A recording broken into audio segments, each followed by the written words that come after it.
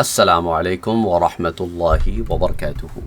قصہ یوسف علیہ السلام میں اب ہم اس مقام پر پہنچے ہیں کہ حضرت یعقوب علیہ السلام کے پاس ان کے بیٹے آتے ہیں اور بنیامین جو حضرت یوسف علیہ السلام کے بھائی مصر میں جو معاملہ ہوا اس کے متعلق اپنی بات کرتے ہیں، تو حضرت یعقوب علیہ السلام فرماتے ہیں کہ بل سولت لکم انفسکم امرا۔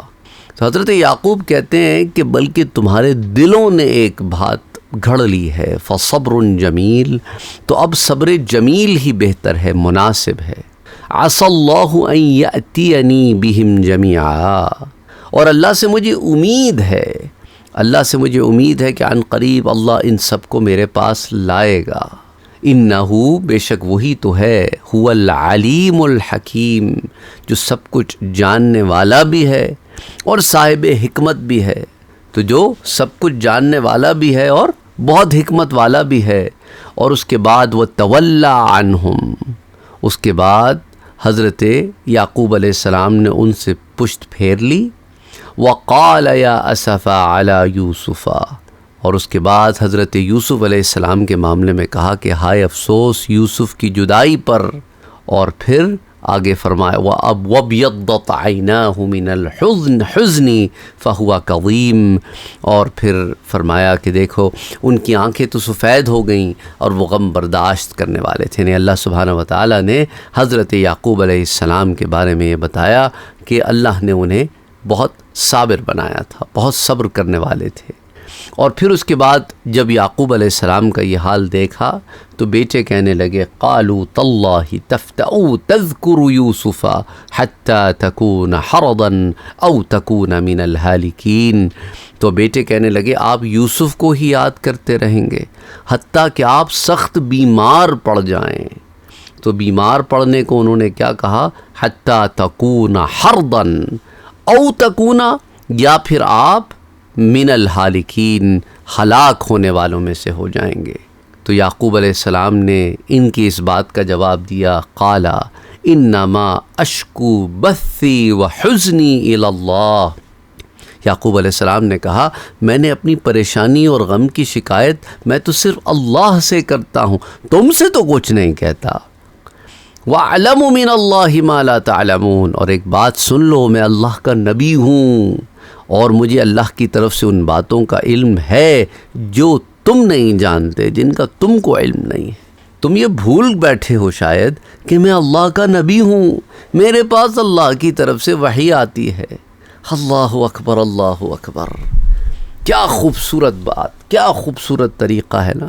اور ہم سب کے لیے ایک بہت بڑی اس میں مشعل راہ بھی ہے کہ دیکھو اپنے رب سے امید نہ چھوڑنا، نا امیدی کی زندگی نہ گزارنا۔ تو حضرت یعقوب علیہ السلام نے جو کہا نا کہ تمہارے دلوں نے ایک بات گھڑ لی ہے، تو حضرت یعقوب علیہ السلام نے دیکھیں جب اپنے بیٹوں کی بات سنی تو جس طرح انہوں نے حضرت یوسف کے متعلق ان کو دی ہوئی خبر پر یقین نہیں کیا تھا نا، انہوں نے اس خبر پر بھی یقین نہیں کیا، کیونکہ یہ آدھا سچ ہے جو تم کہہ رہے ہو والی بات ہے۔ اور فرمایا کہ بلکہ تم نے اپنے دل سے ایک بات بنا لی ہے۔ اس سے ان کی مراد یہ نہیں تھی کہ تم نے جھوٹ کہا ہے، بلکہ ان کی مراد یہ تھی کہ بنیامین کو میرے پاس سے نکالنے اور اس کو مصر لے جانے اور اس سے منفعت حاصل کرنے کے لیے تم نے ایک بات بنا لی تھی، جس کے نتیجے میں یہ مصیبت آئی۔ تم نے اس کو اپنے ساتھ لے جانے کے لیے بہت ضد کی اور اس کو اپنے ساتھ واپس لانے کے لیے عہد و پیمان بھی کیے، قسمیں بھی کھائیں، لیکن تم نے جو کچھ سوچا تھا تقدیر میں اس کے بالکل خلاف تھا۔ اور صبر جمیل جو فرمایا نا حضرت یعقوب علیہ السلام نے کہ اب تو صبر جمیل ہی مناسب ہے۔ تو صبر جمیل کی تعریف کیا ہے ضمن میں امام غزالی رحمۃ اللہ علیہ متوفی 505 ہجری کے، آپ لکھتے ہیں کہ اللہ سے شکوہ اور شکایت کرنا حرام ہے، اور جب آدمی اپنے مرض یا مصیبت کا کسی کے سامنے اظہار کرتا ہے اور وہ اس مرض اور مصیبت کو ناپسند کرتا ہے اور اس سے ناراض ہوتا ہے تو اللہ کے فعل کی شکایت ہوتی ہے، اس لیے حرام ہے۔ ہاں اگر اس پر قرائن ہو کہ وہ اللہ کے فعل کو ناپسند نہیں کر رہا اور نہ اس پر ناراض ہے اور وہ اللہ سے شکوہ اور شکایت نہیں کر رہا بلکہ اپنے درد اور مصیبت کا اظہار کر رہا ہے، تو پھر اپنی تکلیف اور مصیبت کا اظہار کرنا حرام نہیں ہے۔ لیکن پھر بھی خلاف اولا ہے، اور اولا یہ ہے کہ وہ مصیبت کا اظہار بالکل نہ کرے، کیونکہ اس سے شکایت کا وہم ہوتا ہے۔ اور بعض علماء نے یہ بھی کہا کہ جس نے اپنی مصیبت کا اظہار کیا اس نے صبر ہی نہیں کیا، اور صبر جمیل کا معنی یہ ہے کہ اس میں بالکل کوئی شکایت نہ ہو۔ اور احیاء علوم الدین کی جلد 4 صفحہ 255 پر امام غزالی سے یوں فرماتے ہیں۔ پھر امام غزالی احیاء علوم الدین کی جلد 4 صفحہ نمبر 62 پر فرماتے ہیں کہ حضرت داؤد علیہ السلام نے حضرت سلیمان علیہ السلام سے کہا کہ مومن کے تقوی پر 3 چیزوں سے استدلال کیا جاتا ہے۔ اس کو جو نعمت نہیں ملی اس کے حصول کا اللہ پر بھروسہ رکھے، اور جو نعمت مل گئی اس پر اللہ سے راضی رہے، اور جو نعمت اس سے جاتی رہی اس پر اچھی طرح صبر کرے۔ اور ہمارے نبی صلی اللہ علیہ وآلہ وسلم کا فرمان مبارک ہے کہ اللہ کی تعظیم اور اس کی معرفت کی نشانی یہ ہے کہ تم اپنی تکلیف کی شکایت نہ کرو اور اپنی مصیبت کا ذکر نہ کرو۔ اور ابن ابی الدنیا فی المرض والکفارات اور احیاء علوم الدین جلد 4 صفحہ 62۔ اور اسی طرح حضرت ابو ہریرہ رضی اللہ تعالی عنہ بیان کرتے ہیں کہ حضور اکرم صلی اللہ علیہ وآلہ وسلم نے فرمایا کہ اللہ تبارک و تعالی ارشاد فرماتا ہے، جب میں اپنے مومن بندے کو کسی مصیبت یا مرض میں مبتلا کرتا ہوں اور وہ اپنی عیادت کرنے والے سے میری شکایت نہ کرے تو میں اس کو قید سے آزاد کر دیتا ہوں، اور اس کا گوشت پہلے گوشت سے بہتر بنا دیتا ہوں، اور اس کا خون پہلے خون سے بہتر بنا دیتا ہوں، اور اثر نو اس کے عمل شروع کر دیتا ہے۔ تو سنن الکبریٰ امام بیہقی کی حدیث کی کتاب ہے، اس کی جلد 3 صفحہ 375 پر بھی حدیث موجود ہے، اور اسی طرح امام حاکم اسے المستدرک کی جلد 1 صفحہ 348 پر بھی بیان کرتے ہیں۔ اور اسی طرح حضرت حسن بیان کرتے ہیں کہ حضور اکرم صلی اللہ علیہ وآلہ وسلم نے فرمایا کہ اللہ سبحانہ و تعالیٰ کو 2 قطرے زیادہ محبوب ہیں، ایک وہ خون کا قطرہ جو اس کے راستے میں گرا ہو، اور ایک وہ آنسو کا قطرہ جو اس شخص کی آنکھ سے گرا ہو جو آدھی رات کو اللہ کے خوف سے کھڑا عبادت کر رہا ہے۔ اور اللہ کو 2 گھونٹ زیادہ محبوب ہیں، ایک صبر کا وہ گھونٹ جو کوئی شخص سخت درد کو برداشت کر کے صبر کا گھونٹ پی لے، اور دوسرا وہ گھونٹ جب کوئی شخص غصے کو برداشت کر کے صبر کا گھونٹ پی لے۔ مصنف ابن ابی شیبہ کی جلد نمبر 7 اور حدیث ہے 34,398۔ حضرت عبداللہ ابن عمر رضی اللہ تعالی عنہ بیان کرتے ہیں کہ پیارے نبی صلی اللہ علیہ وآلہ وسلم نے فرمایا کہ اللہ کے نزدیک سب سے زیادہ اجر والا وہ گھونٹ ہے کہ بندہ اللہ کی رضا کے لیے غصے کو ضبط کر کے صبر کا گھونٹ پی لے۔ سنن ابن ماجہ حدیث 4189۔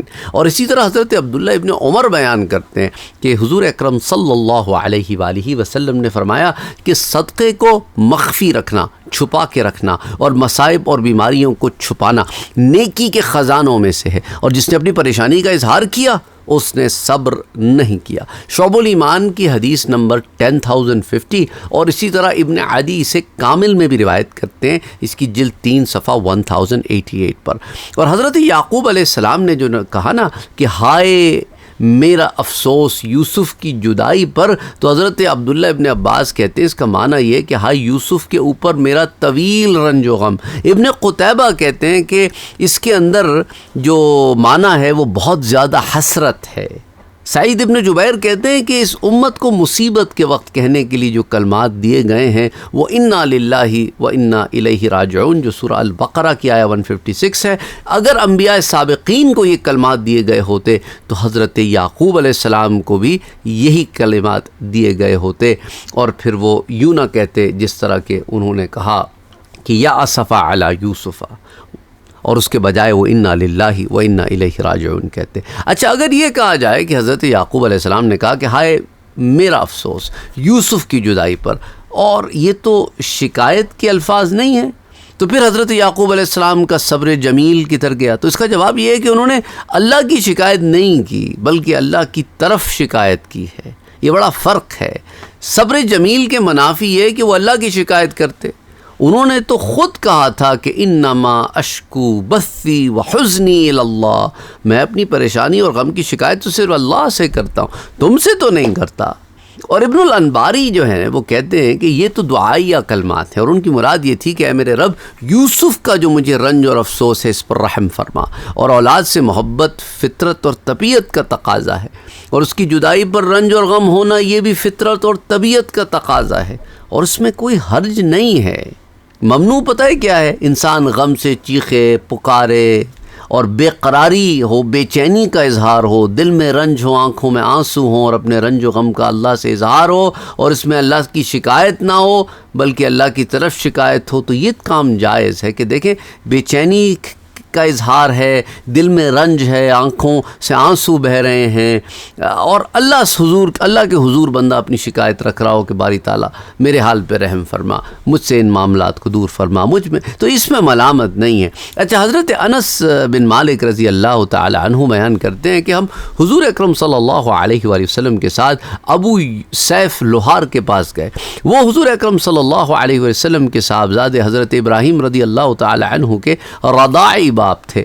حضور اکرم صلی اللہ علیہ وسلم نے حضرت ابراہیم کو لیا، ان کو بوسہ دیا اور ان کو سونگا، پھر ہم اس کے بعد آپ کے پاس گئے۔ اس وقت حضرت ابراہیم اپنی جان کی سخاوت کر رہے تھے اور حضور کی آنکھوں سے آنسو بہہ رہے تھے۔ تب عبد الرحمن ابن عوف نے کہا کہ یا رسول اللہ، آپ بھی رو رہے ہیں؟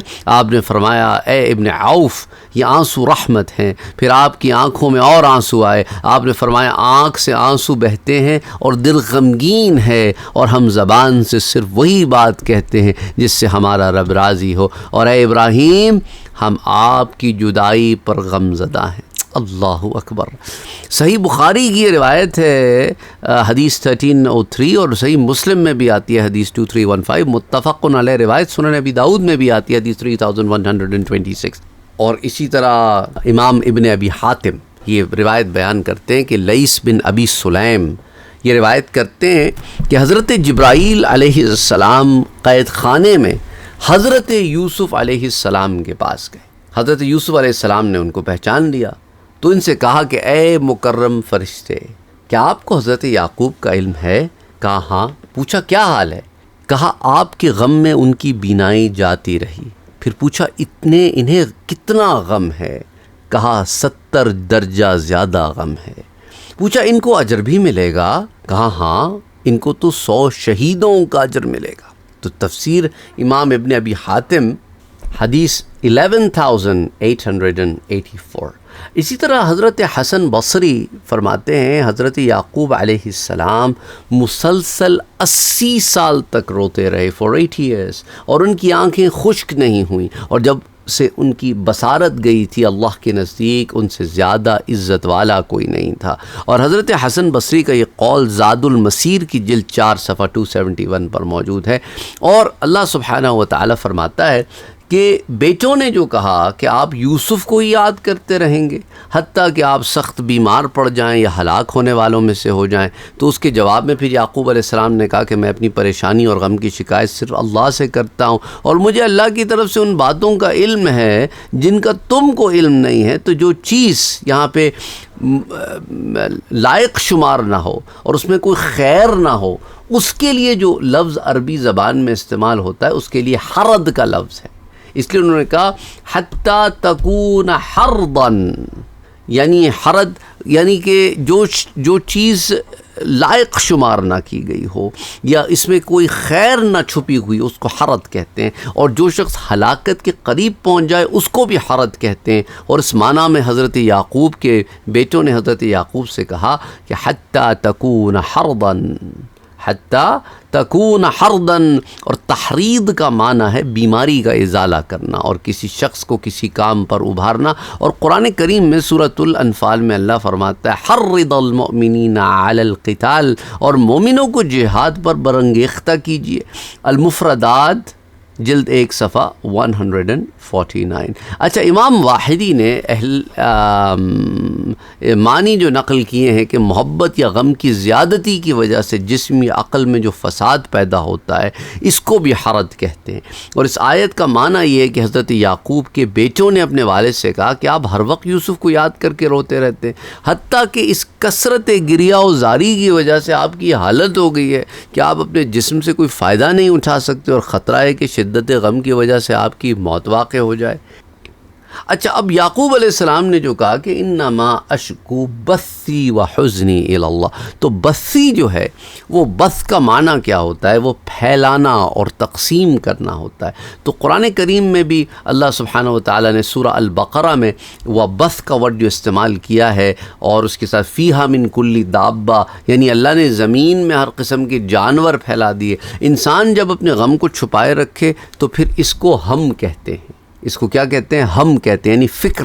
اور جب دوسروں سے اپنے غم کا اظہار کر دے تو اس کو پھر بث کہتے ہیں، یعنی پریشانی۔ تو ہم اور بث کا فرق ہے۔ حضرت یعقوب فرماتے ہیں کہ دیکھو، میں نے اپنی پریشانی اور غم کا تو صرف اللہ سے ذکر کرتا ہوں، تم سے تو نہیں کرتا، تم سے تو غم کو چھپایا ہے، اظہار اللہ کے حضور کرتا ہوں، یعنی چھوٹا غم ہو یا بڑا، اس کا ذکر صرف اللہ سے کرتا ہوں۔ اور حضرت یعقوب علیہ السلام نے فرمایا نا کہ دیکھو، مجھے اللہ کی طرف سے ان باتوں کا علم ہے جو جن کا تم کو علم نہیں ہے، یعنی اللہ کی رحمت، اس کے احسان اور اس کی وحی سے میں وہ چیزیں جانتا ہوں جو تم نہیں جانتے، اور وہ یہ ہے کہ اللہ میرے لیے وہاں سے کشادگی لے کر آئے گا جہاں سے مجھے علم بھی نہیں ہے۔ اس میں یہ اشارہ ہے کہ حضرت یعقوب علیہ السلام کو یہ توقع ہے کہ ان کی حضرت یوسف علیہ السلام سے ملاقات ہو جائے گی، اور اس کی پھر بعض وجوہات بھی علماء نے نقل کی ہیں۔ مثال کے طور پہ چند ایک میں آپ سے ذکر کرتا چلوں۔ جیسے روایت میں حضرت یعقوب علیہ السلام کے پاس ملک الموت آئے تو آپ نے ان سے پوچھا تھا کہ آیا تم نے میرے بیٹے یوسف کی روح قبض کر لی ہے؟ انہوں نے کہا نہیں، یوسف کی روح ہم نے قبض نہیں کی اے اللہ کے نبی۔ پھر اس نے مصر کی طرف اشارہ کیا اور آپ اس کو وہاں ڈھونڈنے یہ بات کہی۔ اسی طرح حضرت یعقوب علیہ السلام کو علم تھا کہ حضرت یوسف علیہ السلام کا خواب سچا ہے، کیونکہ وہ بچپن میں خواب بیان کر چکے تھے، وہ جس کے اندر سجدے تھے 11 ستاروں کے اور سورج اور چاند کے۔ تو حضرت یوسف علیہ السلام میں سعادت، شرافت اور کمال کے آثار یہ بھی نمایاں تھے، اور پھر یہ خواب جو ہے ایک نبی کا خواب ہے، وہ تو سچ ہوگا۔ اچھا، پھر ایک وجہ یہ بھی ہو سکتی ہے کہ اللہ نے حضرت یعقوب علیہ السلام کی طرف وحی نازل کی ہو کہ وہ عنقریب ان کو حضرت یوسف علیہ السلام سے ملا دے گا، لیکن وقت کا تعین نہیں کیا کہ کب ملائے گا، اس لیے ان کے دل میں یہ اضطراب تو تھا، لیکن ان سے ملاقات کا یقین بھی تھا۔ اور اسی طرح بعض علماء نے یہ بھی لکھا ہے کہ جب حضرت یعقوب علیہ السلام کے بیٹوں نے مصر کے بادشاہ کی نیک سیرت اور اس کی اقوال و افعال کا کامل ہونا بیان کیا تو ان کا خیال تھا کہ یہ یوسف ہی ہوں گے، کیونکہ کسی کافر کی تو ایسی سیرت نہیں ہو سکتی۔ اور پھر بعض علماء نے یہ بھی لکھا ہے کہ حضرت یعقوب علیہ السلام کو اچھی طرح معلوم تھا کہ بنیامین چوری نہیں کرتے، اور ان کو یہ بھی معلوم تھا کہ بادشاہ نے ان کو کوئی سزا بھی نہیں دی بلکہ بہت اعزاز و اکرام کے ساتھ اپنے پاس رکھا ہے۔ تو اس سے ان کو یہ گمان کافی قوی حد تک ہو گیا کہ چوری کے بہانے حضرت یوسف نے ان کو اپنے پاس رکھ لیا۔ اور جہاں تک حضرت یعقوب علیہ السلام نے یہ فرمایا جو اگلی آیہ مبارکہ میں ہے کہ یا بنی اذهبوا فتحسسوا من یوسف واخیہ ولا تیأسوا من روح اللہ، کہ فرمایا میرے بیٹوں جاؤ یوسف اور اس کے بھائی کو تلاش کرو، فتحسسوا من یوسف واخیہ۔ تو جب ان دلائل سے حضرت یعقوب نے جان لیا کہ مصر کا بادشاہ ہی دراصل حضرت یوسف ہیں، تو انہوں نے اپنے بیٹوں سے کہا کہ جاؤ جا کر یوسف اور اس کے بھائی کو تلاش کرو۔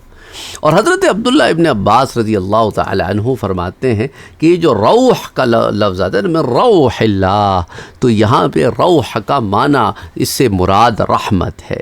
قتادہ کہتے ہیں کہ اس سے مراد اللہ کا فضل ہے، اور ابن یزید کہتے ہیں کہ اس سے مراد اللہ کی کشادگی ہے۔ اور یہ تمام الفاظ معنی میں قریب قریب ہیں، جنہیں آپ مشکل اردو میں متقارب الفاظ کہتے ہیں۔ بہرحال حضرت عبداللہ ابن عباس نے کہا کہ مومن مصائب اور پریشانیوں میں اللہ سے خیر اور فضل کی توقع رکھتا ہے، اور راحت اور کشادگی کے ایام میں اللہ کا شکر کرتا ہے۔ اور اس آیت میں یہ بھی بتایا گیا کہ دیکھو، اللہ کی رحمت سے مایوس ہونا یہ تو کفر ہے۔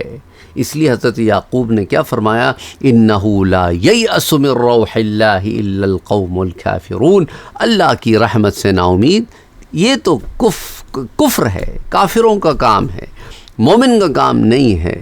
تو بلکہ مومن کا یہ عقیدہ یہی ہوتا ہے کہ وہ اللہ کی رحمت سے کبھی نا امید نہیں ہوتا۔